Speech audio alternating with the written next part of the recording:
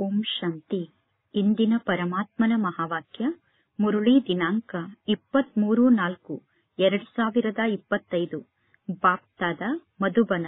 ಮಧುರ ಮಕ್ಕಳೇ, ಈಗ ಈ ನಾಟಕ ಪೂರ್ಣವಾಗುತ್ತಿದೆ. ನಾವೀಗ ವಾಪಸ್ ಮನೆಗೆ ಹೋಗಬೇಕಾಗಿದೆ. ಕಲಿಯುಗದ ಅಂತ್ಯದ ನಂತರ ಸತ್ಯುಗ ಪುನಃ ಪುನರಾವರ್ತನೆ ಆಗುತ್ತದೆ ಅನ್ನುವ ರಹಸ್ಯವನ್ನು ಎಲ್ಲರಿಗೂ ತಿಳಿಸಿ. ಇಂದಿನ ಪ್ರಶ್ನೆಯಾಗಿದೆ, ಪಾತ್ರವನ್ನು ಅಭಿನಯ ಮಾಡುತ್ತಾ ಆತ್ಮ ಸುಸ್ತಾಗಿ ಬಿಟ್ಟಿದೆ. ಆತ್ಮ ಸುಸ್ತಾಗಲು ಮುಖ್ಯ ಕಾರಣ ಏನಾಗಿದೆ? ಉತ್ತರ, ಆತ್ಮ ಬಹಳಷ್ಟು ಭಕ್ತಿಯನ್ನು ಮಾಡಿದೆ. ಅನೇಕ ಮಂದಿರವನ್ನು ನಾವು ನಿರ್ಮಾಣ ಮಾಡಿದ್ದೇವೆ. ಬಹಳಷ್ಟು ಹಣವನ್ನು ಖರ್ಚು ಮಾಡಿದ್ದೇವೆ. ಪೆಟ್ಟನ್ನು ತಿನ್ನುತ್ತಾ ಸತೋ ಪ್ರಧಾನ ಆತ್ಮರಾಗಿದ್ದ ನಾವು ತಮೋ ಪ್ರಧಾನ ಆತ್ಮರಾಗಿ ಬಿಟ್ಟಿದ್ದೇವೆ. ತಮೋ ಪ್ರಧಾನರಾಗಿರುವ ಕಾರಣ ನಾವು ದುಃಖಿಗಳಾಗಿದ್ದೇವೆ. ಯಾವಾಗ ಯಾವುದಾದರೂ ಒಂದು ಮಾತಿನ ಕಾರಣ ಸಾಕಾಗಿ ಬಿಡುತ್ತದೆಯೋ ಆಗ ಸುಸ್ತಾಗುತ್ತದೆ. ಅಂದರೆ ಯಾವುದೋ ಒಂದು ಮಾತಿನಲ್ಲಿ ಕಾಟದ ಅನುಭವವನ್ನು ಮಾಡಿದಾಗ ಸುಸ್ತಾಗುತ್ತದೆ. ಈಗ ಪರಮಾತ್ಮ ತಂದೆ ಬಂದಿರುವುದೇ ನಮ್ಮ ಸುಸ್ತನ್ನು ಸಮಾಪ್ತಿ ಮಾಡುವುದಕ್ಕೋಸ್ಕರ. ಓಂ ಶಾಂತಿ. ಆತ್ಮಿಕ ತಂದೆ ಕುಳಿತು ಮಕ್ಕಳಿಗೆ ತಿಳಿಸುತ್ತಾರೆ. ಆತ್ಮಿಕ ತಂದೆಯ ಹೆಸರೇನಾಗಿದೆ? ಆತ್ಮಿಕ ತಂದೆಯ ಹೆಸರು ಶಿವ ಆಗಿದೆ. ಇಲ್ಲಿ ಯಾರೆಲ್ಲಾ ಮಕ್ಕಳು ಕುಳಿತಿದ್ದೀರೋ ಆ ಮಕ್ಕಳು ಪರಮಾತ್ಮ ತಂದೆಯನ್ನು ಚೆನ್ನಾಗಿ ನೆನಪು ಮಾಡಬೇಕು. ಅಂದರೆ ಚೆನ್ನಾಗಿ ತಂದೆಯ ನೆನಪಿನಲ್ಲಿ ಸ್ಥಿತ ಆಗಬೇಕು. ಈ ನಾಟಕದಲ್ಲಿ ಎಷ್ಟೆಲ್ಲಾ ಆತ್ಮರ ಪಾತ್ರ ನಡೆಯುತ್ತಿದೆಯೋ ಈಗ ಆ ಎಲ್ಲಾ ಆತ್ಮರ ಪಾತ್ರ ಪೂರ್ಣ ಆಗುತ್ತದೆ. ನಾಟಕ ಯಾವಾಗ ಪೂರ್ಣ ಆಗುತ್ತದೆಯೋ ಆಗ ಎಲ್ಲಾ ಪಾತ್ರಧಾರಿಗಳು ತಿಳಿದುಕೊಳ್ಳುತ್ತಾರೆ, ಈಗ ನಮ್ಮ ಪಾತ್ರ ಪೂರ್ಣ ಆಗುತ್ತಿದೆ, ನಾವೀಗ ವಾಪಸ್ ಮನೆಗೆ ಹೋಗಬೇಕು. ಈಗ ಮಕ್ಕಳಿಗೆ ಪರಮಾತ್ಮ ತಂದೆ ಜ್ಞಾನದ ತಿಳುವಳಿಕೆಯನ್ನು ನೀಡಿದ್ದಾರೆ. ಪರಮಾತ್ಮ ತಂದೆಯನ್ನು ಬಿಟ್ಟು ಬೇರೆ ಯಾರು ಜ್ಞಾನದ ತಿಳುವಳಿಕೆಯನ್ನು ನೀಡಲು ಸಾಧ್ಯ ಇಲ್ಲ. ನಾವೀಗ ವಾಪಸ್ ಮನೆಗೆ ಹೋಗಬೇಕು ಅನ್ನುವ ಮಾತಿನ ತಿಳುವಳಿಕೆ ಬೇರೆ ಯಾರ ಬುದ್ಧಿಯಲ್ಲೂ ಇಲ್ಲ. ಈಗ ಪರಮಾತ್ಮ ತಂದೆ ನಿಮ್ಮನ್ನು ಬುದ್ಧಿವಂತರನ್ನಾಗಿ ಮಾಡಿದ್ದಾರೆ. ಮಕ್ಕಳೇ, ಈಗ ನಾಟಕ ಪೂರ್ಣ ಆಗುತ್ತಿದೆ ಅಂದ ಮೇಲೆ ಈಗ ಪುನಃ ಹೊಸದಾಗಿ ನಾಟಕ ಚಕ್ರ ಪ್ರಾರಂಭ ಆಗುತ್ತದೆ. ಹೊಸ ಜಗತ್ತು ಸತ್ಯುಗ ಆಗಿತ್ತು. ಈಗ ಈ ಹಳೆಯ ಜಗತ್ತಿನಲ್ಲಿ ಇದು ಕಲಿಯುಗದ ಅಂತಿಮ ಸಮಯ ಆಗಿದೆ. ಈ ಎಲ್ಲಾ ಜ್ಞಾನದ ಮಾತನ್ನು ನೀವೀಗ ಅರ್ಥ ಮಾಡಿಕೊಂಡಿದ್ದೀರಾ. ಯಾರಿಗೆ ಪರಮಾತ್ಮ ತಂದೆ ಸಿಕ್ಕಿದ್ದಾರೋ ಅವರು ಈ ಎಲ್ಲಾ ಜ್ಞಾನದ ಮಾತನ್ನು ಅರ್ಥ ಮಾಡಿಕೊಂಡಿದ್ದಾರೆ. ಎಷ್ಟೆಲ್ಲಾ ಜನ ಹೊಸಬರು ಇಲ್ಲಿಗೆ ಬರುತ್ತಾರೋ ಅವರಿಗೂ ಕೂಡ ನೀವು ಇದೇ ಮಾತನ್ನು ತಿಳಿಸಬೇಕು. ಈಗ ನಾಟಕ ಪೂರ್ಣ ಆಗುತ್ತದೆ. ಕಲಿಯುಗದ ಅಂತ್ಯದ ನಂತರ ಪುನಃ ಸತ್ಯುಗ ಪುನರಾವರ್ತನೆ ಆಗಲೇಬೇಕು. ಈಗ ಈ ಜಗತ್ತಿನಲ್ಲಿ ಎಷ್ಟೆಲ್ಲಾ ಜನ ಆತ್ಮರಿದ್ದಾರೋ ಎಲ್ಲರೂ ವಾಪಸ್ ತಮ್ಮ ಮನೆಗೆ ಹೋಗಲೇಬೇಕು. ಈಗ ನಾಟಕ ಪೂರ್ಣ ಆಗುತ್ತಿದೆ. ಮನುಷ್ಯರು ನಾಟಕ ಪೂರ್ಣ ಆಗುತ್ತಿದೆ ಅನ್ನುವ ಶಬ್ದವನ್ನು ಕೇಳಿ ಅರ್ಥ ಮಾಡಿಕೊಳ್ಳುತ್ತಾರೆ, ಈಗ ಪ್ರಳಯ ಆಗುತ್ತದೆ ಎಂದು. ನಾಟಕ ಪೂರ್ಣ ಆಗುತ್ತಿದೆ ಅನ್ನುವ ಶಬ್ದವನ್ನು ಕೇಳಿದ ತಕ್ಷಣ ಈಗ ಪ್ರಳಯ ಆಗುತ್ತದೆ ಎಂದು ಮನುಷ್ಯರು ತಿಳಿದುಕೊಳ್ಳುತ್ತಾರೆ. ಈಗ ನಿಮಗೆ ಗೊತ್ತಿದೆ ಈ ಹಳೆಯ ಜಗತ್ತಿನ ವಿನಾಶ ಹೇಗೆ ಆಗುತ್ತದೆ ಎಂದು. ಭಾರತ ಅವಿನಾಶಿ ದೇಶ ಆಗಿದೆ. ಈ ಅವಿನಾಶಿ ದೇಶದಲ್ಲೇ ಪರಮಾತ್ಮ ತಂದೆ ಬರುತ್ತಾರೆ. ಇನ್ನು ಉಳಿದ ಎಲ್ಲಾ ದೇಶಗಳ ವಿನಾಶ ಆಗುತ್ತದೆ. ಈ ಜ್ಞಾನದ ವಿಚಾರ ಬೇರೆ ಯಾರ ಬುದ್ಧಿಯಲ್ಲೂ ಇರಲು ಸಾಧ್ಯ ಇಲ್ಲ. ಪರಮಾತ್ಮ ತಂದೆ ಕುಳಿತು ಮಕ್ಕಳಿಗೆ ತಿಳಿಸುತ್ತಾರೆ, ಈಗ ಈ ನಾಟಕ ಪೂರ್ಣ ಆಗುತ್ತಿದೆ. ಪುನಃ ಈ ನಾಟಕ ಚಕ್ರದಲ್ಲಿ ನಾವು ನಮ್ಮ ಪಾತ್ರವನ್ನು ಪುನರಾವರ್ತನೆ ಮಾಡಲೇಬೇಕು. ಮೊದಲು ನಾಟಕ ಅನ್ನುವ ಶಬ್ದ ನಿಮ್ಮ ಬುದ್ಧಿಯಲ್ಲಿ ಇರಲಿಲ್ಲ. ಬಾಯಿ ಮಾತಿಗೆ ಎಲ್ಲರೂ ಹೇಳುತ್ತಿದ್ದರು, ಈ ಸೃಷ್ಟಿ ಒಂದು ನಾಟಕ ಆಗಿದೆ, ಈ ಸೃಷ್ಟಿ ನಾಟಕದಲ್ಲಿ ನಾವೆಲ್ಲರೂ ಪಾತ್ರಧಾರಿಗಳಾಗಿದ್ದೇವೆ ಎಂದು. ಮೊದಲು ಯಾವಾಗ ನಾವು ಈ ಸೃಷ್ಟಿ ನಾಟಕದಲ್ಲಿ ನಾನು ಪಾತ್ರಧಾರಿ ಆಗಿದ್ದೇನೆ ಅನ್ನುವ ಶಬ್ದವನ್ನು ಹೇಳುತ್ತಿದ್ದೆವೋ ಆಗ ನಾವು ಸ್ವಯಂವನ್ನು ಶರೀರ ಎಂದು ತಿಳಿದುಕೊಂಡಿದ್ದೆವು. ಈಗ ಪರಮಾತ್ಮ ತಂದೆ ತಿಳಿಸುತ್ತಾರೆ, ಸ್ವಯಂವನ್ನು ಆತ್ಮ ಎಂದು ತಿಳಿದುಕೊಳ್ಳಿ ಮತ್ತು ಪರಮಾತ್ಮ ತಂದೆಯನ್ನು ನೆನಪು ಮಾಡಿ. ಈಗ ನಾವು ವಾಪಸ್ ಮನೆಗೆ ಹೋಗಬೇಕು. ಶಾಂತಿಧಾಮ ನಮ್ಮ ಮಧುರ ಮನೆಯಾಗಿದೆ. ಆ ನಿರಾಕಾರಿ ಜಗತ್ತಿನಲ್ಲಿ ಆತ್ಮರಾದ ನಾವೇ ನಿವಾಸವನ್ನು ಮಾಡುತ್ತೇವೆ. ಈ ಜ್ಞಾನ ಯಾವ ಮನುಷ್ಯರ ಬುದ್ಧಿಯಲ್ಲೂ ಇಲ್ಲ. ಈಗ ನೀವು ಸಂಗಮ ಯುಗದಲ್ಲಿ ಇದ್ದೀರಾ. ನಿಮಗೆ ಗೊತ್ತಿದೆ ನಾವೀಗ ವಾಪಸ್ ಮನೆಗೆ ಹೋಗಬೇಕು.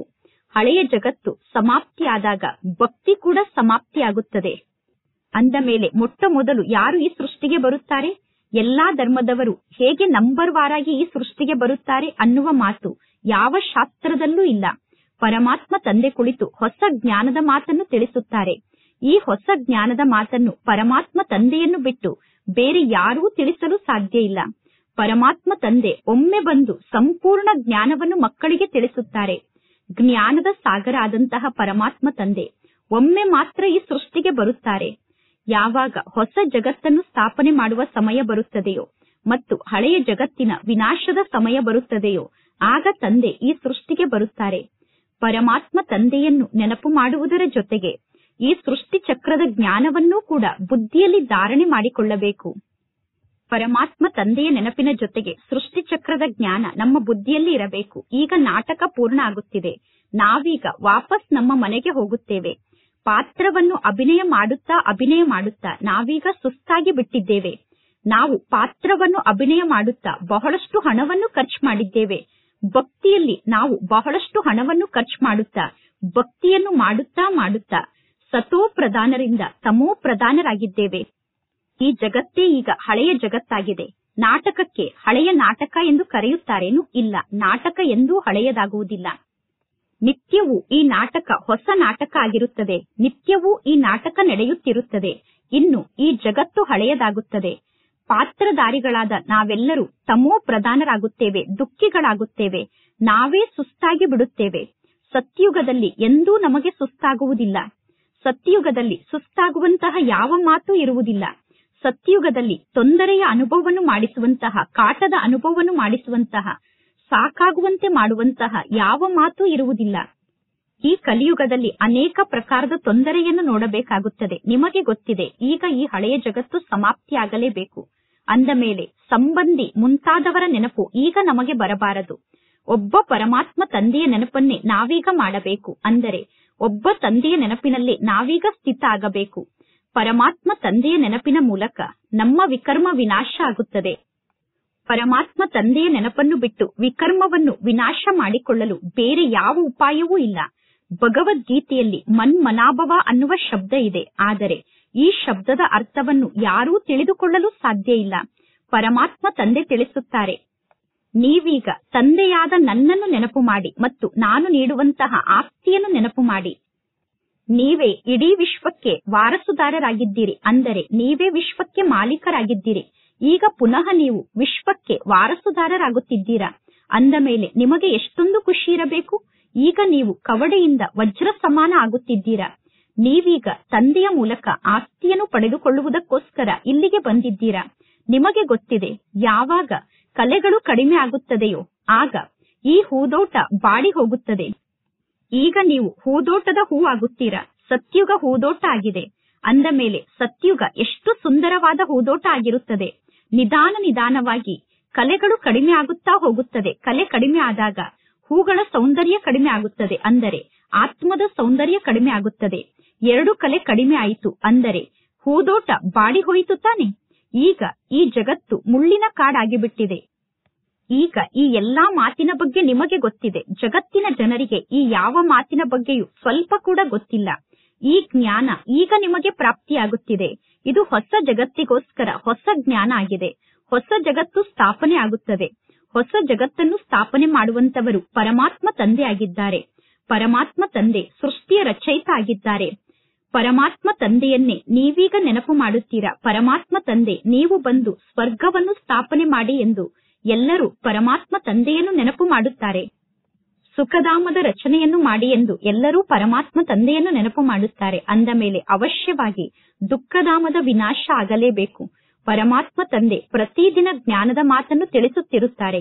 ಅಂದ ಮೇಲೆ ಆ ಜ್ಞಾನದ ಮಾತನ್ನು ಧಾರಣೆ ಮಾಡಿಕೊಂಡು ಪುನಃ ಅನ್ಯರಿಗೆ ಜ್ಞಾನವನ್ನು ತಿಳಿಸಬೇಕು. ಮೊಟ್ಟ ಮೊದಲನೆಯ ಮುಖ್ಯ ಮಾತನ್ನು ನಾವೀಗ ಎಲ್ಲರಿಗೂ ತಿಳಿಸಬೇಕು. ನಮ್ಮ ತಂದೆ ಯಾರಾಗಿದ್ದಾರೆ ಅನ್ನುವ ಮಾತನ್ನೇ ಮುಖ್ಯವಾಗಿ ನಾವೀಗ ಎಲ್ಲರಿಗೂ ತಿಳಿಸಬೇಕು. ಏಕೆಂದರೆ ಆ ತಂದೆಯ ಮೂಲಕ ನಮಗೆ ಆಸ್ತಿ ಸಿಗುತ್ತದೆ. ಭಕ್ತಿ ಮಾರ್ಗದಲ್ಲೂ ಕೂಡ ಎಲ್ಲರೂ ಪರಮಾತ್ಮ ತಂದೆಯನ್ನು ನೆನಪು ಮಾಡುತ್ತಾರೆ. ಪರಮಾತ್ಮ ತಂದೆ, ನನ್ನ ದುಃಖವನ್ನು ದೂರ ಮಾಡಿ ನನಗೆ ಸುಖವನ್ನು ನೀಡಿ ಎಂದು. ಅಂದ ಮೇಲೆ ಮಕ್ಕಳ ಬುದ್ಧಿಯಲ್ಲಿ ಈ ಎಲ್ಲಾ ಜ್ಞಾನದ ಮಾತಿನ ಸ್ಮೃತಿ ಇರಬೇಕು. ಶಾಲೆಯಲ್ಲಿ ವಿದ್ಯಾರ್ಥಿಗಳ ಬುದ್ಧಿಯಲ್ಲಿ ಜ್ಞಾನದ ಸ್ಮೃತಿ ಇರುತ್ತದೆ. ವಿದ್ಯಾರ್ಥಿಗಳ ಬುದ್ಧಿಯಲ್ಲಿ ಶಿಕ್ಷಣದ ಸ್ಮೃತಿಯನ್ನು ಬಿಟ್ಟು ಮನೆಯ ಬಗ್ಗೆ ವಿಚಾರ ಇರುವುದಿಲ್ಲ. ವಿದ್ಯಾರ್ಥಿ ಜೀವನದಲ್ಲಿ ಉದ್ಯೋಗ ವ್ಯವಹಾರದ ಮಾತು ಇರುವುದಿಲ್ಲ. ವಿದ್ಯಾರ್ಥಿಗಳಿಗೆ ಕೇವಲ ಶಿಕ್ಷಣದ ನೆನಪಿರುತ್ತದೆ. ಇಲ್ಲಂತೂ ಪುನಃ ನೀವು ಕರ್ಮವನ್ನು ಮಾಡುತ್ತೀರಾ, ಗೃಹಸ್ಥ ವ್ಯವಹಾರದಲ್ಲೇ ಇರುತ್ತೀರಾ. ಗೃಹಸ್ಥ ವ್ಯವಹಾರದಲ್ಲಿ ಇದ್ದರೂ ಕೂಡ ಪರಮಾತ್ಮ ತಂದೆ ತಿಳಿಸುತ್ತಾರೆ, ನೀವು ಈ ಶಿಕ್ಷಣವನ್ನು ಕಲಿಯಿರಿ. ಸನ್ಯಾಸಿಗಳಂತೆ ಮನೆ ಮತ್ತು ವ್ಯವಹಾರವನ್ನು ತ್ಯಾಗ ಮಾಡಿ ಎಂದು ತಂದೆ ಹೇಳುವುದಿಲ್ಲ. ಇದು ರಾಜಯೋಗ ಆಗಿದೆ, ಇದು ಪ್ರವೃತ್ತಿ ಮಾರ್ಗ ಆಗಿದೆ. ಸನ್ಯಾಸಿಗಳಿಗೂ ಕೂಡ ನೀವೀಗ ತಿಳಿಸಬಹುದು, ನಿಮ್ಮ ಯೋಗ ಹಠಯೋಗ ಆಗಿದೆ. ನೀವು ಮನೆ ಮತ್ತು ವ್ಯವಹಾರವನ್ನು ತ್ಯಾಗ ಮಾಡುತ್ತೀರಾ. ಈ ಜ್ಞಾನ ಮಾರ್ಗದಲ್ಲಿ ಮನೆ ಮತ್ತು ವ್ಯವಹಾರವನ್ನು ತ್ಯಾಗ ಮಾಡುವ ಮಾತಿಲ್ಲ. ಈ ಜಗತ್ತು ಎಷ್ಟೊಂದು ಕೊಳಕಾಗಿದೆ ನೋಡಿ. ಈ ಜಗತ್ತಿನಲ್ಲಿ ಎಷ್ಟೊಂದು ಕೊಳಕು ಕಾರ್ಯ ನಡೆಯುತ್ತಿದೆ. ಎಲ್ಲರೂ ಹೇಗೆ ಬಡವರಾಗಿ ಬಿಟ್ಟಿದ್ದಾರೆ ನೋಡಿ. ಈ ಜಗತ್ತನ್ನು ನೋಡಿದ ತಕ್ಷಣ ನಿಮಗೆ ಈ ಜಗತ್ತಿನ ಬಗ್ಗೆ ತಿರಸ್ಕಾರ ಬರುತ್ತದೆ. ವಿದೇಶದಿಂದ ಅನೇಕ ಜನ ವಿಸಿಟರ್ಸ್ ಭಾರತವನ್ನು ನೋಡಲು ಬರುತ್ತಾರೆ. ಅವರಿಗೆ ಕೇವಲ ಒಳ್ಳೊಳ್ಳೆ ಸ್ಥಾನವನ್ನು ಮಾತ್ರ ತೋರಿಸುತ್ತಾರೆ. ಬಡವರು ಎಷ್ಟೊಂದು ಕೊಳಕಿನಲ್ಲಿ ಜೀವನವನ್ನು ಮಾಡುತ್ತಿದ್ದಾರೆ. ಬಡವರು ಸ್ಲಂನಲ್ಲಿ ಎಷ್ಟೊಂದು ಕೊಳಕಿನಲ್ಲಿ ಜೀವನವನ್ನು ಮಾಡುತ್ತಿದ್ದಾರೆ. ಅಂತಹ ಬಡವರು ಇರುವಂತಹ ಕೊಳಕು ಸ್ಥಾನವನ್ನು ದೊಡ್ಡ ವ್ಯಕ್ತಿಗಳಿಗೆ, ವಿದೇಶದವರಿಗೆ ಯಾರೂ ತೋರಿಸುವುದಿಲ್ಲ. ಈ ಜಗತ್ತಂತೂ ನರಕ ಆಗಿದೆ. ಆದರೆ ಈ ಜಗತ್ತಿನಲ್ಲೂ ಅನೇಕ ಸ್ಥಾನದಲ್ಲಿ ಬಹಳಷ್ಟು ಅಂತರ ಇದೆ. ಶ್ರೀಮಂತರು ಎಲ್ಲಿ ನಿವಾಸವನ್ನು ಮಾಡುತ್ತಿದ್ದಾರೆ, ಬಡವರು ಎಲ್ಲಿ ನಿವಾಸವನ್ನು ಮಾಡುತ್ತಿದ್ದಾರೆ, ಇದೆಲ್ಲ ಕರ್ಮದ ಲೆಕ್ಕಾಚಾರ ಆಗಿದೆ. ಸತ್ಯಯುಗದಲ್ಲಿ ಎಂದೂ ಈ ರೀತಿ ಕೊಳಕು ಇರಲು ಸಾಧ್ಯ ಇಲ್ಲ. ಸತ್ಯಯುಗದಲ್ಲೂ ಕೂಡ ಎಲ್ಲರ ಜೀವನದಲ್ಲೂ ಅಂತರ ಇರುತ್ತದೆ. ಕೆಲವರು ಚಿನ್ನದ ಮಹಲನ್ನು ನಿರ್ಮಾಣ ಮಾಡುತ್ತಾರೆ, ಇನ್ನು ಕೆಲವರು ಸತ್ಯಯುಗದಲ್ಲಿ ಬೆಳ್ಳಿಯ ಮಹಲನ್ನು ನಿರ್ಮಾಣ ಮಾಡಿಕೊಳ್ಳುತ್ತಾರೆ, ಕೆಲವರು ಇಟ್ಟಿಗೆಯ ಮಹಲನ್ನು ನಿರ್ಮಾಣ ಮಾಡಿಕೊಳ್ಳುತ್ತಾರೆ. ಈ ಕಲಿಯುಗದಲ್ಲಿ ಎಷ್ಟೊಂದು ಖಂಡಗಳಿದೆ. ಕೇವಲ ಒಂದು ಯುರೋಪ್ ಎಷ್ಟು ದೊಡ್ಡ ಖಂಡ ಆಗಿದೆ. ಪರಮಾತ್ಮ ತಂದೆ ತಿಳಿಸುತ್ತಾರೆ, ಸತ್ಯಯುಗದಲ್ಲಿ ಕೇವಲ ನೀವು ಮಾತ್ರ ನಿವಾಸವನ್ನು ಮಾಡುತ್ತೀರಾ. ಅಂದ ಮೇಲೆ ನಿಮ್ಮ ಬುದ್ಧಿಯಲ್ಲಿ ಈ ಎಲ್ಲಾ ಜ್ಞಾನದ ಸ್ಮೃತಿ ಇರಬೇಕು. ಜ್ಞಾನದ ಸ್ಮೃತಿ ಇದ್ದಾಗ ನಿಮ್ಮ ಸ್ಥಿತಿ ಹರ್ಷಿತ ಮುಖಿಯಾಗಿರುತ್ತದೆ. ವಿದ್ಯಾರ್ಥಿಗಳ ಬುದ್ಧಿಯಲ್ಲಿ ಶಿಕ್ಷಣದ ನೆನಪಿರುತ್ತದೆ, ತಂದೆ ಮತ್ತು ಆಸ್ತಿಯ ನೆನಪಿರುತ್ತದೆ. ಇಲ್ಲಿ ಪರಮಾತ್ಮ ತಂದೆ ತಿಳಿಸಿದ್ದಾರೆ, ಮಕ್ಕಳೇ, ಸಮಯ ಬಹಳ ಕಡಿಮೆ ಇದೆ. ಜಗತ್ತಿನ ಜನ ಹೇಳುತ್ತಾರೆ, ಕಲಿಯುಗ ಇನ್ನೂ ಲಕ್ಷಾಂತರ ವರ್ಷದವರೆಗೂ ಇರುತ್ತದೆ ಅಥವಾ ಸಾವಿರಾರು ವರ್ಷದವರೆಗೂ ಇರುತ್ತದೆ ಎಂದು. ಪರಮಾತ್ಮ ತಂದೆ ತಿಳಿಸುತ್ತಾರೆ, ಇದು ಕೇವಲ 5,000 ವರ್ಷದ ಮಾತಾಗಿದೆ. ಇಲ್ಲಿ ನಿಮಗೆ ಗೊತ್ತಿದೆ, ಇದು 5,000 ವರ್ಷದ ಮಾತಾಗಿದೆ. ಈಗ ಮಕ್ಕಳಾದ ನೀವೇ ಅರ್ಥ ಮಾಡಿಕೊಳ್ಳಬಹುದು, ನಮ್ಮ ರಾಜ್ಯದಾನಿ ಈಗ ಪುನಃ ಸ್ಥಾಪನೆ ಆಗುತ್ತಾ ಇದೆ. ಇನ್ನು ಈ ಸಂಪೂರ್ಣ ಜಗತ್ತು ಸಮಾಪ್ತಿಯಾಗಲೇಬೇಕು. ಇದು ಶಿಕ್ಷಣ ಆಗಿದೆ. ಬುದ್ಧಿಯಲ್ಲಿ ಸದಾ ಈ ಶಿಕ್ಷಣದ ಸ್ಮೃತಿ ಇರಬೇಕು. ನಾನು ವಿದ್ಯಾರ್ಥಿಯಾಗಿದ್ದೇನೆ, ನನಗೆ ಭಗವಂತ ತಂದೆ ಶಿಕ್ಷಣವನ್ನು ಕಲಿಸುತ್ತಿದ್ದಾರೆ ಅನ್ನುವ ನೆನಪು ಬುದ್ಧಿಯಲ್ಲಿ ಇರಬೇಕು. ಆಗ ನಿಮಗೆ ಎಷ್ಟೊಂದು ಖುಷಿ ಇರುತ್ತದೆ. ನಾನು ವಿದ್ಯಾರ್ಥಿಯಾಗಿದ್ದೇನೆ, ಪರಮಾತ್ಮ ತಂದೆ ನನಗೆ ಶಿಕ್ಷಣವನ್ನು ಕಲಿಸುತ್ತಿದ್ದಾರೆ ಅನ್ನುವುದನ್ನು ನೀವು ಮರೆತು ಬಿಡುತ್ತೀರಾ. ಮಾಯೆ ಬಹಳಷ್ಟು ಶಕ್ತಿಶಾಲಿಯಾಗಿದೆ. ಮಾಯೆ ಪರಮಾತ್ಮ ತಂದೆ ಶಿಕ್ಷಣವನ್ನು ಕಲಿಸುತ್ತಿದ್ದಾರೆ ಅನ್ನುವುದನ್ನು ಮರೆಸಿ ಬಿಡುತ್ತದೆ. ಶಾಲೆಯಲ್ಲಿ ಎಲ್ಲಾ ವಿದ್ಯಾರ್ಥಿಗಳು ಶಿಕ್ಷಣವನ್ನು ಕಲಿಯುತ್ತಿದ್ದಾರೆ. ಎಲ್ಲರಿಗೂ ಗೊತ್ತಿದೆ, ನಮಗೆ ಭಗವಂತ ತಂದೆ ಓದಿಸುತ್ತಿದ್ದಾರೆ. ಲೌಕಿಕ ಶಿಕ್ಷಣದಲ್ಲಿ ಅನೇಕ ಪ್ರಕಾರದ ಶಿಕ್ಷಣವನ್ನು ಕಲಿಸಲಾಗುತ್ತದೆ. ಲೌಕಿಕದಲ್ಲಿ ಅನೇಕ ಜನ ಟೀಚರ್ ಇರುತ್ತಾರೆ. ಇಲ್ಲಿ ಕೇವಲ ಒಬ್ಬ ಟೀಚರ್ ಮಾತ್ರ ಇದ್ದಾರೆ. ಇಲ್ಲಿ ಟೀಚರ್ ಕೂಡ ಒಬ್ಬರೇ ಆಗಿದ್ದಾರೆ, ಶಿಕ್ಷಣ ಕೂಡ ಒಂದೇ ಆಗಿದೆ. ಇನ್ನು ಇಲ್ಲೂ ಕೂಡ ಸಹಾಯಕ ಶಿಕ್ಷಕರು ಅವಶ್ಯವಾಗಿ ಬೇಕು. ಶಾಲೆಯಂತೂ ಒಂದೇ ಆಗಿದೆ. ಇನ್ನು ಈ ಶಾಲೆಯ ಬ್ರಾಂಚಸ್ ಬಹಳಷ್ಟು ಇದೆ. ಇನ್ನು ಉಳಿದಿದ್ದೆಲ್ಲ ನಮ್ಮ ಈ ಶಾಲೆಯ ಬ್ರಾಂಚಸ್ ಆಗಿದೆ. ನಮ್ಮೆಲ್ಲರಿಗೂ ಶಿಕ್ಷಣವನ್ನು ಕಲಿಸುವಂತವರು ಒಬ್ಬ ಪರಮಾತ್ಮ ತಂದೆಯಾಗಿದ್ದಾರೆ. ಪರಮಾತ್ಮ ತಂದೆ ಬಂದು ಎಲ್ಲರಿಗೂ ಸುಖವನ್ನು ಕೊಡುತ್ತಾರೆ. ನಿಮಗೆ ಗೊತ್ತಿದೆ, ಅರ್ಧ ಕಲ್ಪ ನಾವು ಸುಖಿಗಳಾಗಿ ಇರುತ್ತೇವೆ. ಅಂದ ಮೇಲೆ ನಾವೀಗ ಸುಖಿಗಳಾಗುತ್ತೇವೆ ಅನ್ನುವ ಖುಷಿ ನಿಮಗೆ ಇರಬೇಕು. ಶಿವತಂದೆ ನಮಗೆ ಶಿಕ್ಷಣವನ್ನು ಕಲಿಸುತ್ತಿದ್ದಾರೆ. ಶಿವತಂದೆ ರಚನೆಯನ್ನು ರಚಿಸುತ್ತಾರೆ. ಶಿವತಂದೆ ಸ್ವರ್ಗದ ರಚನೆಯನ್ನು ರಚಿಸುತ್ತಿದ್ದಾರೆ. ನಮ್ಮನ್ನು ಸ್ವರ್ಗಕ್ಕೆ ಮಾಲೀಕರನ್ನಾಗಿ ಮಾಡುವುದಕ್ಕೋಸ್ಕರ ಶಿವತಂದೆ ನಮಗೆ ಶಿಕ್ಷಣವನ್ನು ಕಲಿಸುತ್ತಿದ್ದಾರೆ. ನಾವೀಗ ಸ್ವರ್ಗಕ್ಕೆ ಮಾಲೀಕರಾಗುವುದಕ್ಕೋಸ್ಕರ ಈ ಶಿಕ್ಷಣವನ್ನು ಕಲಿಯುತ್ತಿದ್ದೇವೆ. ಅಂದ ಮೇಲೆ ಆಂತರ್ಯದಲ್ಲಿ ಎಷ್ಟೊಂದು ಖುಷಿ ಇರಬೇಕು. ಲೌಕಿಕ ಜಗತ್ತಿನಲ್ಲಿ ವಿದ್ಯಾರ್ಥಿಗಳು ಆಹಾರವನ್ನು ಸ್ವೀಕಾರ ಮಾಡುತ್ತಾರೆ, ಪಾನೀಯವನ್ನು ಸ್ವೀಕಾರ ಮಾಡುತ್ತಾರೆ, ಮನೆಯಲ್ಲಿ ಕೆಲಸ ಕಾರ್ಯವನ್ನೂ ಕೂಡ ಮಾಡುತ್ತಾರೆ, ಆದರೆ ಜೊತೆಗೆ ಶಿಕ್ಷಣವನ್ನು ಕೂಡ ಕಲಿಯುತ್ತಾರೆ. ಇನ್ನು ಕೆಲವರು ಹಾಸ್ಟೆಲ್ನಲ್ಲಿ ಇರುತ್ತಾರೆ. ಹಾಸ್ಟೆಲ್ನಲ್ಲಿ ಇರುವಂತವರು ಶಿಕ್ಷಣದ ಕಡೆ ಜಾಸ್ತಿ ಗಮನವನ್ನು ಕೊಡುತ್ತಾರೆ. ಹಾಸ್ಟೆಲ್ನಲ್ಲಿ ಇರುವಂತಹ ವಿದ್ಯಾರ್ಥಿಗಳಿಗೆ ಶಿಕ್ಷಣದ ಬಗ್ಗೆ ಜಾಸ್ತಿ ಗಮನ ಇರುತ್ತದೆ. ಸೇವೆಯನ್ನು ಮಾಡುವುದಕ್ಕೋಸ್ಕರ ಮಕ್ಕಳಾದ ನೀವು ಹೊರಗಡೆ ಜಗತ್ತಿನಲ್ಲಿ ಇರಬೇಕಾಗುತ್ತದೆ. ನೀವು ಸೇವೆಯನ್ನು ಮಾಡುವಾಗ ಜ್ಞಾನವನ್ನು ಕೇಳಲು ಎಂತೆಂತಹ ಮನುಷ್ಯರು ಬರುತ್ತಾರೆ. ಇಲ್ಲಿ ಮಧುಬನದಲ್ಲಿ ಮಕ್ಕಳಾದ ನೀವು ಎಷ್ಟು ಸುರಕ್ಷಿತ ರೂಪದಲ್ಲಿ ಕುಳಿತಿದ್ದೀರಾ. ಇಲ್ಲಿ ಒಳಗಡೆ ಯಾರೂ ನುಗ್ಗಲು ಸಾಧ್ಯ ಇಲ್ಲ. ಮಧುಬನದಲ್ಲಿ ಬೇರೆ ಯಾರ ಸಂಘವೂ ಇಲ್ಲ. ಮಧುಬನದಲ್ಲಿ ಇರುವಂತವರು ಪತಿತರ ಜೊತೆಗೆ ಮಾತನಾಡುವ ಅವಶ್ಯಕತೆ ಇಲ್ಲ. ಮಧುಬನದಲ್ಲಿ ಇರುವಂತವರು ಯಾರ ಮುಖವನ್ನೂ ನೋಡುವ ಅವಶ್ಯಕತೆ ಇಲ್ಲ. ಆದರೂ ಕೂಡ ಮಧುಬನದಲ್ಲಿ ಇರುವವರಿಗಿಂತ ಹೊರಗಡೆ ಜಗತ್ತಿನಲ್ಲಿ ಇರುವಂತಹ ಮಕ್ಕಳು ಪುರುಷಾರ್ಥದಲ್ಲಿ ತೀಕ್ಷ್ಣವಾಗಿ ಮುಂದೆ ಹೋಗುತ್ತಾರೆ. ಇದು ಎಂತಹ ಅದ್ಭುತ ಮಾತಾಗಿದೆ ನೋಡಿ. ಹೊರಗಡೆ ಜಗತ್ತಿನಲ್ಲಿ ಇರುವಂತಹ ಮಕ್ಕಳು ಅನೇಕರಿಗೆ ಶಿಕ್ಷಣವನ್ನು ಕಲಿಸಿ ಅನೇಕರನ್ನು ತಮ್ಮ ಸಮಾನ ಮಾಡಿಕೊಂಡು ಮಧುಬನಕ್ಕೆ ಕರೆದುಕೊಂಡು ಬರುತ್ತಾರೆ. ಪರಮಾತ್ಮ ತಂದೆ ಸಮಾಚಾರವನ್ನು ಕೇಳುತ್ತಾರೆ. ನೀವು ಎಂತಹ ಪೇಷಂಟ್ ಅನ್ನು ಪರಮಾತ್ಮ ತಂದೆಯ ಸಮ್ಮುಖಕ್ಕೆ ಕರೆದುಕೊಂಡು ಬಂದಿದ್ದೀರಾ ಎಂದು. ಕೆಲವರು ಬಹಳ ದೊಡ್ಡ ರೋಗಿಯಾಗಿರುತ್ತಾರೆ. ಅಂದ ಮೇಲೆ ಅಂತವರನ್ನು 7 ದಿನ ಬಟ್ಟಿಯಲ್ಲಿ ಕೂರಿಸಲಾಗುತ್ತದೆ. ನೀವು ಮಧುಬನಕ್ಕೆ ಯಾವ ಶೂದ್ರರನ್ನೂ ಕೂಡ ಕರೆದುಕೊಂಡು ಬರಬಾರದು. ಇದು ಮಧುಬನ ಆಗಿದೆ. ಮಧುಬನ ಅಂದರೆ ಬ್ರಾಹ್ಮಣರಿಗೋಸ್ಕರ ಒಂದು ನಗರ, ಒಂದು ಹಳ್ಳಿ ಇದ್ದಂತೆ. ಮಧುಬನ ಅಂದರೆ ಬ್ರಾಹ್ಮಣ ಆತ್ಮರಾದ ನಿಮಗೆ ಒಂದು ಹಳ್ಳಿಯಾಗಿದೆ. ಇಲ್ಲಿ ಕುಳಿತು ಪರಮಾತ್ಮ ತಂದೆ ಮಕ್ಕಳಾದ ನಿಮಗೆ ಜ್ಞಾನವನ್ನು ತಿಳಿಸುತ್ತಾರೆ ಮತ್ತು ನಿಮ್ಮನ್ನು ವಿಶ್ವಕ್ಕೆ ಮಾಲೀಕರನ್ನಾಗಿ ಮಾಡುತ್ತಾರೆ. ಯಾರಾದರೂ ಶೂದ್ರರನ್ನು ಮಧುಬನಕ್ಕೆ ಕರೆದುಕೊಂಡು ಬಂದರೆ ವಾತಾವರಣವೇ ಕೆಟ್ಟು ಹೋಗುತ್ತದೆ. ಯಾರಾದರೂ ಶೂದ್ರರನ್ನು ಮಧುಬನಕ್ಕೆ ಕರೆದುಕೊಂಡು ಬಂದರೆ ಆ ಶೂದ್ರ ಆತ್ಮರು ವಾತಾವರಣವನ್ನು ಕೆಡಿಸುತ್ತಾರೆ. ಈಗ ಮಕ್ಕಳಾದ ನೀವು ಬಹಳಷ್ಟು ರಾಯಲ್ ನಡತೆ ಉಳ್ಳವರಾಗಿರಬೇಕು. ಈಗ ನಿಮ್ಮ ನಡತೆ ಬಹಳಷ್ಟು ರಾಯಲ್ ಆಗಿರಬೇಕು. ಮುಂದೆ ಹೋದಂತೆ ನಿಮಗೆ ಬಹಳಷ್ಟು ಸಾಕ್ಷಾತ್ಕಾರ ಆಗುತ್ತದೆ. ಸತ್ಯಯುಗದಲ್ಲಿ ಏನೇನಾಗುತ್ತದೆ ಅನ್ನುವ ಸಾಕ್ಷಾತ್ಕಾರ ನಿಮಗೆ ಆಗುತ್ತದೆ. ಸತ್ಯಯುಗದಲ್ಲಿ ಏನಿರುತ್ತದೆ ಅನ್ನುವ ಸಾಕ್ಷಾತ್ಕಾರ ನಿಮಗೆ ಆಗುತ್ತದೆ. ಸತ್ಯಯುಗದಲ್ಲಿ ಪ್ರಾಣಿಗಳೂ ಕೂಡ ಬಹಳ ಚೆನ್ನಾಗಿ ಇರುತ್ತದೆ. ಸತ್ಯಯುಗದಲ್ಲಿ ಪ್ರಾಣಿಗಳೂ ಕೂಡ ಬಹಳ ಒಳ್ಳೆಯ ಪ್ರಾಣಿಯಾಗಿರುತ್ತದೆ. ಸತ್ಯಯುಗದಲ್ಲಿ ಪ್ರತಿಯೊಂದು ವಸ್ತುವು ಬಹಳ ಒಳ್ಳೆಯ ವಸ್ತು ಆಗಿರುತ್ತದೆ. ಸತ್ಯಯುಗದ ಯಾವ ವಸ್ತುವು ಕಲಿಯುಗದಲ್ಲಿ ಇರಲು ಸಾಧ್ಯ ಇಲ್ಲ. ಅಂದ ಮೇಲೆ ಈ ಕಲಿಯುಗದ ಯಾವ ವಸ್ತುವು ಸತ್ಯಯುಗದಲ್ಲಿ ಇರಲು ಸಾಧ್ಯ ಇಲ್ಲ. ಸ್ವರ್ಗಕ್ಕೋಸ್ಕರ ನಾವೀಗ ಈ ಪರೀಕ್ಷೆಯನ್ನು ಪಾಸ್ ಮಾಡುತ್ತಿದ್ದೇವೆ ಅನ್ನುವ ಜ್ಞಾನ ನಮ್ಮ ಬುದ್ಧಿಯಲ್ಲಿ ಇದೆ. ಸ್ವರ್ಗಕ್ಕೆ ಹೋಗುವುದಕ್ಕೋಸ್ಕರ ನಾವು ಈ ಪರೀಕ್ಷೆಯನ್ನು ಪಾಸ್ ಮಾಡುತ್ತಿದ್ದೇವೆ. ಎಷ್ಟು ಜಾಸ್ತಿ ಶಿಕ್ಷಣವನ್ನು ಕಲಿಯುತ್ತೀರೋ ಮತ್ತು ಅನ್ಯರಿಗೆ ಎಷ್ಟು ಜಾಸ್ತಿ ಶಿಕ್ಷಣವನ್ನು ಕಲಿಸುತ್ತೀರೋ ಅಷ್ಟು ನೀವು ಪಾಸ್ ಆಗುತ್ತೀರಾ. ಟೀಚರ್ ಆಗಿ ಅನೇಕರಿಗೆ ಮಾರ್ಗದ ಬಗ್ಗೆ ತಿಳಿಸುತ್ತೀರಾ. ಎಲ್ಲರೂ ಟೀಚರ್ಸ್ ಆಗಿದ್ದೀರಾ. ಅಂದ ಮೇಲೆ ಎಲ್ಲರೂ ಟೀಚ್ ಮಾಡಬೇಕು. ಅಂದರೆ ಜ್ಞಾನದ ಶಿಕ್ಷಣವನ್ನು ಕಲಿಸಬೇಕು. ಮೊಟ್ಟ ಮೊದಲು ಪರಮಾತ್ಮ ತಂದೆಯ ಪರಿಚಯವನ್ನು ನೀಡಿ ನಂತರ ಹೇಳಬೇಕು. ಪರಮಾತ್ಮ ತಂದೆಯ ಮೂಲಕ ನಮಗೆ ಆಸ್ತಿ ಸಿಗುತ್ತದೆ. ಗೀತೆಯನ್ನು ಪರಮಾತ್ಮ ತಂದೆ ನುಡಿಸಿದ್ದಾರೆ. ಇವರು ಪ್ರಜಾಪಿತ ಬ್ರಹ್ಮ ಆಗಿದ್ದಾರೆ. ಅಂದ ಮೇಲೆ ಇಲ್ಲಿ ಬ್ರಾಹ್ಮಣರೂ ಕೂಡ ಬೇಕು ತಾನೆ. ಈ ಬ್ರಹ್ಮ ತಂದೆ ಕೂಡ ಶಿವ ತಂದೆಯ ಮೂಲಕ ಶಿಕ್ಷಣವನ್ನು ಕಲಿಯುತ್ತಿದ್ದಾರೆ. ನೀವು ಕೂಡ ವಿಷ್ಣುಪುರಿಗೆ ಹೋಗುವುದಕ್ಕೋಸ್ಕರ ಈಗ ಶಿಕ್ಷಣವನ್ನು ಕಲಿಯುತ್ತಿದ್ದೀರಾ. ಇದು ನಿಮ್ಮ ಅಲೌಕಿಕ ಮನೆಯಾಗಿದೆ.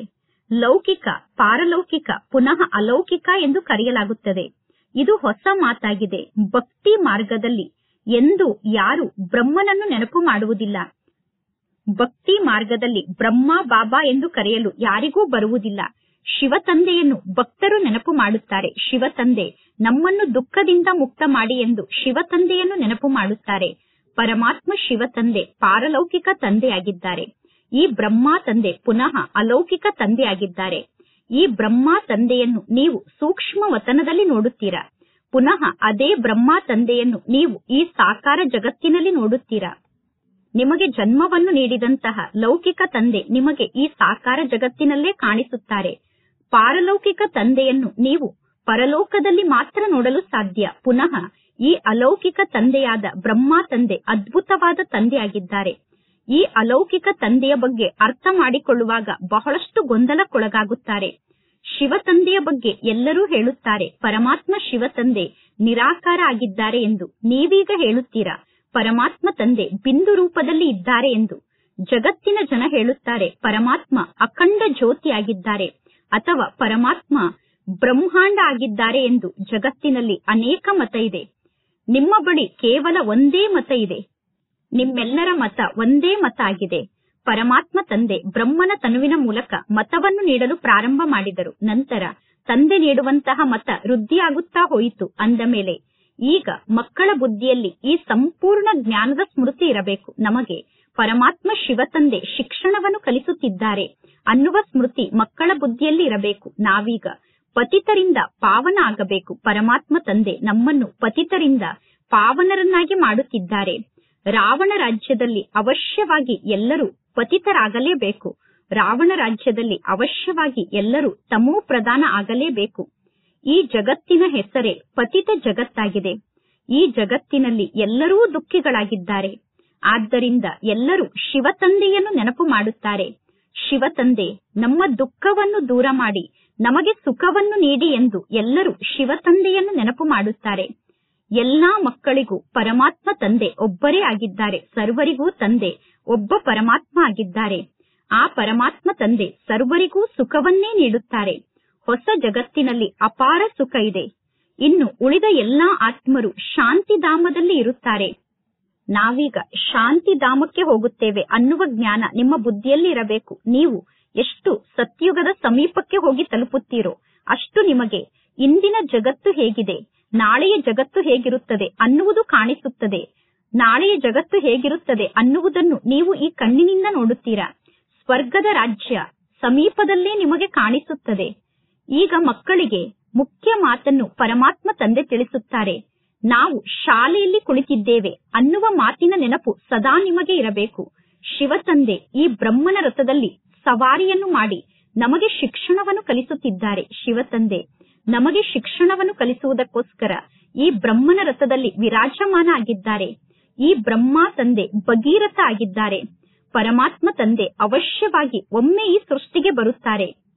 ಭಗೀರಥ ಅನ್ನುವ ಶಬ್ದದ ಅರ್ಥ ಏನಾಗಿದೆ, ಭಗೀರಥ ಅನ್ನುವ ಹೆಸರಿನ ಅರ್ಥ ಏನಾಗಿದೆ ಅನ್ನುವುದೂ ಕೂಡ ಯಾರಿಗೂ ಗೊತ್ತಿಲ್ಲ. ಈಗ ಮಕ್ಕಳಾದ ನೀವು ಯಾವಾಗ ತಂದೆಯ ಸಮ್ಮುಖದಲ್ಲಿ ಕುಳಿತುಕೊಳ್ಳುತ್ತೀರೋ ಆಗ ನಿಮ್ಮ ಬುದ್ಧಿಯಲ್ಲಿ ಸದಾ ಈ ಮಾತಿನ ಸ್ಮೃತಿ ಇರಬೇಕು. ಈಗ ಪರಮಾತ್ಮ ತಂದೆ ಬಂದಿದ್ದಾರೆ.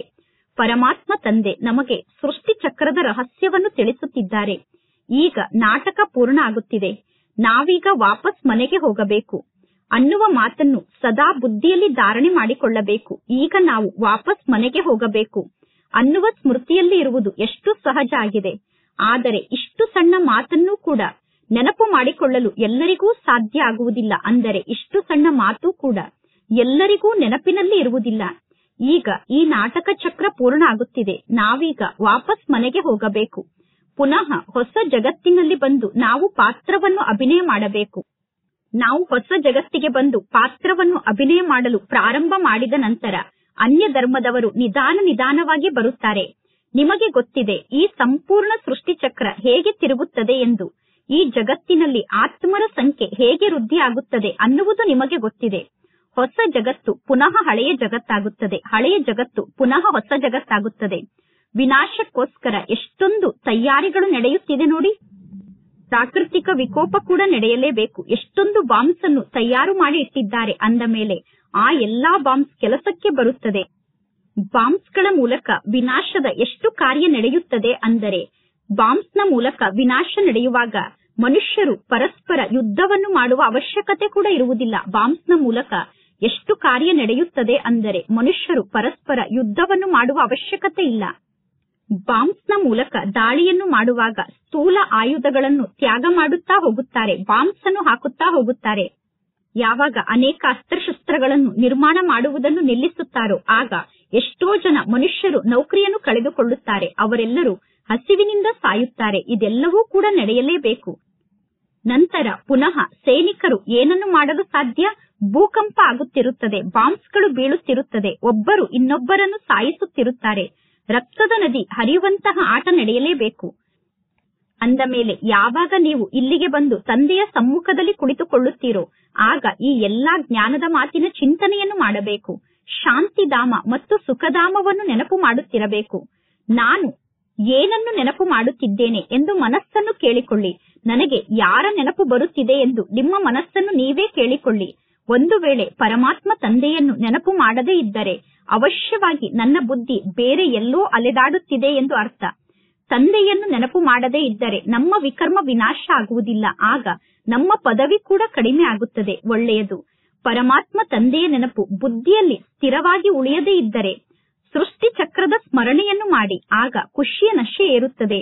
ಆದರೆ ಮಕ್ಕಳು ಪರಮಾತ್ಮ ತಂದೆಯ ಶ್ರೀಮತದಂತೆ ನಡೆಯುವುದಿಲ್ಲ, ಸೇವೆಯನ್ನು ಮಾಡುವುದಿಲ್ಲ. ಯಾರು ಸೇವೆಯನ್ನು ಮಾಡುವುದಿಲ್ಲವೋ ಅವರು ಬಾಪ್ತಾದರವರ ಹೃದಯವನ್ನು ಗೆಲ್ಲಲು ಸಾಧ್ಯ ಇಲ್ಲ. ಸೇವೆಯನ್ನು ಮಾಡದೇ ಇರುವಂತಹ ಮಕ್ಕಳು ಅನೇಕರಿಗೆ ಕಾಟವನ್ನು ಕೊಡುತ್ತಿರುತ್ತಾರೆ. ಇನ್ನು ಕೆಲವರು ಅನೇಕರನ್ನು ತಮ್ಮ ಸಮಾನ ಮಾಡಿಕೊಳ್ಳುತ್ತಾರೆ ಮತ್ತು ಅನೇಕರನ್ನು ತಮ್ಮ ಸಮಾನ ಮಾಡಿಕೊಂಡು ಅವರನ್ನು ಪರಮಾತ್ಮ ತಂದೆಯ ಸಮ್ಮುಖಕ್ಕೆ ಕರೆದುಕೊಂಡು ಬರುತ್ತಾರೆ. ಯಾರು ಅನೇಕರನ್ನು ಪರಮಾತ್ಮ ತಂದೆಯ ಸಮ್ಮುಖಕ್ಕೆ ಕರೆದುಕೊಂಡು ಬರುತ್ತಾರೋ ಅಂತಹ ಮಕ್ಕಳನ್ನು ನೋಡಿ ಪರಮಾತ್ಮ ತಂದೆ ಕೂಡ ಖುಷಿ ಪಡುತ್ತಾರೆ.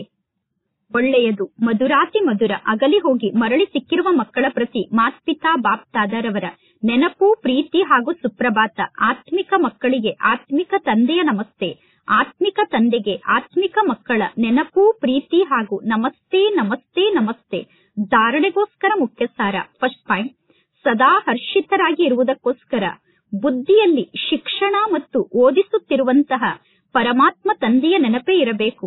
ಆಹಾರವನ್ನು ಸ್ವೀಕಾರ ಮಾಡುತ್ತಾ, ಪಾನೀಯವನ್ನು ಸ್ವೀಕಾರ ಮಾಡುತ್ತಾ, ಎಲ್ಲಾ ಕಾರ್ಯವನ್ನು ಮಾಡುತ್ತಾ ಶಿಕ್ಷಣದ ಕಡೆ ಸಂಪೂರ್ಣ ಗಮನವನ್ನು ಕೊಡಬೇಕು. ಅಂದರೆ ಆಹಾರ ಪಾನೀಯವನ್ನು ಸ್ವೀಕಾರ ಮಾಡುವಾಗ, ಕೆಲಸವನ್ನು ಮಾಡುವಾಗಲೂ ಶಿಕ್ಷಣದ ಕಡೆ ಸಂಪೂರ್ಣ ಗಮನ ಇರಬೇಕು. ಸೆಕೆಂಡ್ ಪಾಯಿಂಟ್, ಬಾಪ್ತಾದರವರ ಹೃದಯವನ್ನು ಗೆಲ್ಲುವುದಕ್ಕೋಸ್ಕರ ಶ್ರೀಮತದಂತೆ ನಡೆದು ಅನೇಕರನ್ನು ನಿಮ್ಮ ಸಮಾನ ಮಾಡಿಕೊಳ್ಳುವಂತಹ ಸೇವೆಯನ್ನು ಮಾಡಬೇಕು. ಎಂದು ಯಾರಿಗೂ ಕಾಟವನ್ನು ಕೊಡಬಾರದು, ಅಂದರೆ ಎಂದೂ ಯಾರಿಗೂ ತೊಂದರೆಯನ್ನು ಕೊಡಬಾರದು. ಇಂದಿನ ವರದಾನ ಆಗಿದೆ. ಅಶರೀರಿ ಸ್ಥಿತಿಯ ಇಂಜೆಕ್ಷನ್ನ ಮೂಲಕ ಮನಸ್ಸನ್ನು ನಿಯಂತ್ರಣದಲ್ಲಿ ಇಟ್ಟುಕೊಳ್ಳುವಂತಹ ಏಕಾಗ್ರ ಚಿತ್ತರಾಗಿ. ಹೇಗೆ ವರ್ತಮಾನ ಸಮಯದಲ್ಲಿ ಯಾವುದಾದರೂ ವ್ಯಕ್ತಿಯನ್ನು ನಿಯಂತ್ರಣ ಮಾಡಲು ಸಾಧ್ಯ ಆಗದೇ ಇದ್ದರೆ, ಯಾವುದಾದರೂ ವ್ಯಕ್ತಿ ಕಂಟ್ರೋಲ್ಗೆ ಬರದೇ ಇದ್ದರೆ, ಬಹಳಷ್ಟು ಕಾಟವನ್ನು ಕೊಡುತ್ತಿದ್ದರೆ, ಬಹಳಷ್ಟು ಮೇಲೆ ಕೆಳಗೆ ಮಾಡುತ್ತಿದ್ದರೆ, ಅಂದರೆ ಕುಣಿಯುತ್ತಿದ್ದರೆ ಅಥವಾ ಹುಚ್ಚರಾಗಿ ಬಿಟ್ಟರೆ ಅಂತವರಿಗೆ ಇಂಜೆಕ್ಷನ್ ಅನ್ನು ಹಾಕಿ ಅವರನ್ನು ಶಾಂತ ಮಾಡುತ್ತಾರೆ. ಅಂದರೆ ಯಾರು ಬಹಳಷ್ಟು ಹುಚ್ಚರಂತೆ ವರ್ತನೆಯನ್ನು ಮಾಡುತ್ತಿದ್ದಾರೋ ಅವರನ್ನು ಶಾಂತಗೊಳಿಸುವುದಕ್ಕೋಸ್ಕರ ಅವರಿಗೆ ಇಂಜೆಕ್ಷನ್ ಅನ್ನು ಹಾಕುತ್ತಾರೆ.